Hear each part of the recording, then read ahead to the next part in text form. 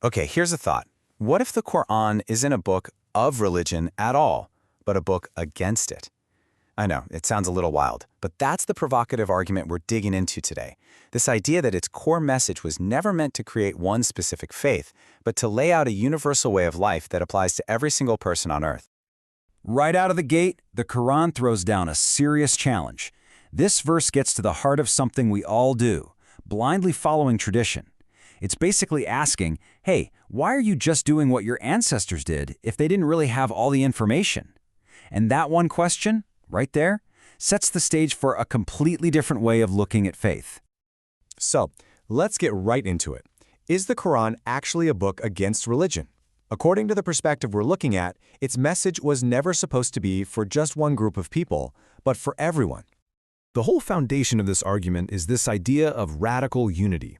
The thinking is that humanity started out as one single community, one big family. So any guidance from God wasn't meant to create different teams or rival faiths, but to keep that original, unified family together.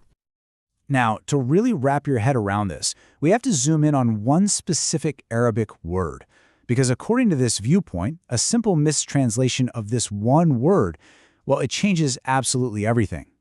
And that word is Deen.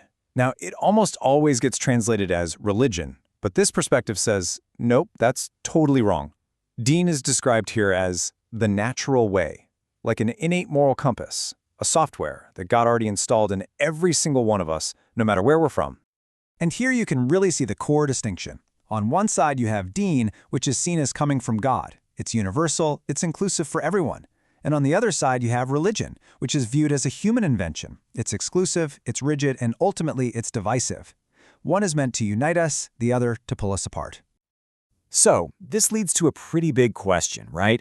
If the original message, this Deen, was unified, how on earth did we end up with so many different and often conflicting religions? Well, the evidence for this is found in verses just like this one. The Quran says that all the major prophets you know, Noah, Abraham, Moses, Jesus, they all brought the exact same core message. And that message was, establish this one divine system, and whatever you do, don't create divisions. The message was unified. The instruction was crystal clear. So what went wrong? According to this view, the message itself was never the problem. The division happened later, and the cause wasn't anything divine. It was just plain old human stuff. Envy, rivalry, that desire to be different and better than the group next door. And this verse, man, it just captures the result perfectly. It's like humanity took this single unified path and just ripped it apart into separate religions. And what's worse, each group started patting itself on the back, celebrating its own little piece of the puzzle, taking pride in what made them different, not what made them the same. Now, from this point of view, creating these separate religions isn't just a social problem, it's a huge theological problem, and it has some very serious consequences. And this brings us to this critical concept of shirk. Now, a lot of people think this just means idolatry, but in this view, it's really about authority. It's the act of following rules made up by people, clergy, scholars, you name it, as if those rules are equal to God's direct word. And this verse is basically presented as Exhibit A. It's saying when people follow their rabbis and priests instead of what God revealed, they're effectively treating them like lords. According to this argument, that is the exact moment a human-made religion is born. Now, this viewpoint is super clear on one thing. Don't blame the prophets for this mess. They were innocent. They delivered the one unified message, and their job was done. It was the followers, long after they were gone, who built these organized religions around them, which is what led to all the pride and division. Okay, so if religion is the problem, then what's the solution? Well, the source proposes a path to get back to that original, universal Deen, that way of life. So how do we get back on track? The path it lays out is actually pretty simple. First, go directly to the divine source. Second, use the tools you were already given, your brain and your conscience. And third, consult with your community for balance.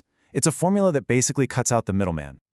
I mean, this is a fascinating theological argument for sure, but does it actually work in the real world? This is where the whole thing takes a really surprising turn, because it uses modern data to make its point.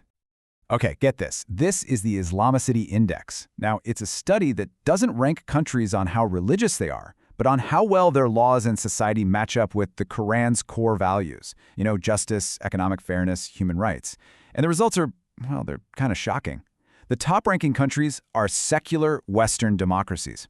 The argument here is that by focusing on those universal human values, intellect, conscience, and community, these societies have, almost by accident, created a system that is closer to the Quranic ideal than many nations that are officially religious. And all of this leaves us with one final, pretty challenging question to chew on. What if the path to real unity isn't about everyone finding the one right religion, but about all of us just returning to that universal way that we were all born with in the first place?